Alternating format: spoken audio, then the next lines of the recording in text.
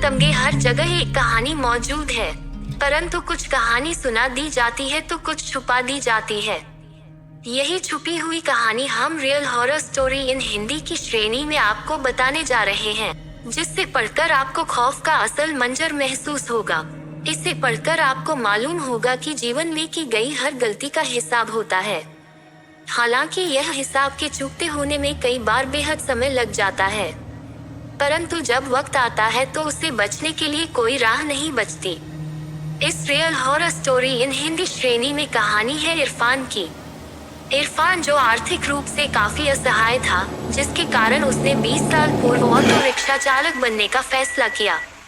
वह अपने कार्य से पूर्ण रूप से अवगत था, परंतु एक हादसे ने उसकी जिंदगी ही खत्म करके रख दी। आखिर क्या थी यह कहानी?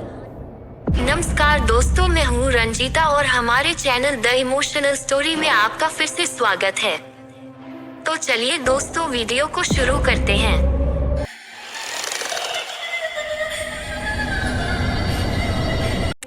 इरफान पूरे दिन की मेहनत करके अपने घर की ओर निकलता है। वह अपने परिवार की पूरी जिम्मेदारी अच्छे से निभाते हैं। ऑटो रिक्शा पूरे दिन चलाने के बाद वह थक जाता है, लेकिन वह इसके बावजूद बेहद खुश होता है। आज उसकी कमाई अच्छी जो हुई होती है। वह सोचता है कि घर पहुंचते हुए वह रास्ते से कुछ खाने के लिए ले चलेगा, ताकि उसके दोनों बच्चे और पूरा परिवार को खुशी मिले।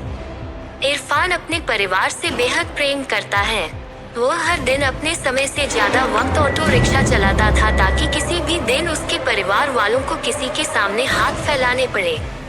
आज इरफान को बहुत फोन आ रहे थे। यह सब फोन उसके घर से ही आ रहे थे। इरफान के बच्चे उसे फोन करके जल्दी आने को कहते, क्योंकि वह अपने पापा के साथ उनका जन्मदिन मनाना चाहते थे। इरफान के बच्चे इरफान को लगातार 2 घंटे से फोन कर रहे थे। इरफान उन्हें हर फोन पर मना कर देता था, क्योंकि वो चाहता था कि थोड़ा सा धन और कमा ले, ताकि शांति से वह अपना जन्मदिन मना सके। अब के 11 बज रहे थे। इस वक्त गांव के लोग नींद की अवस्था में होते हैं।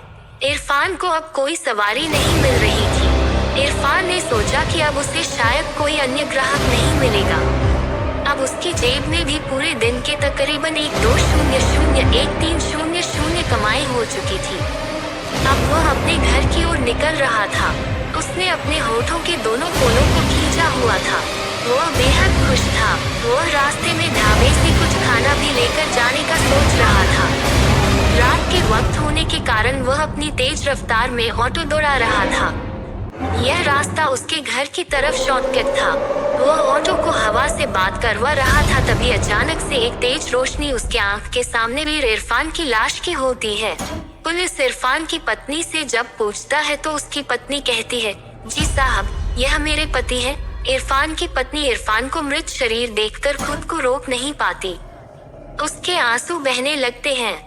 बच्चे भी बेहद ज्यादा रो रहे होते हैं। देखिए, हम आपका दर्द समझते हैं। हम आपकी यहाँ सहायता करने ही आए हैं। हम आपसे कुछ सवाल पूछना चाहते हैं, जिससे इस केस में थोड़ी मदद मिलेगी। इरफान की पत्नी मदद करने के लिए हामी भर देती है। पुलिस, इरफान ऑटो रिक्शा कब से चला रहा था? इरफान की पत्नी, जी आज तकरीबन 20 साल हो गए।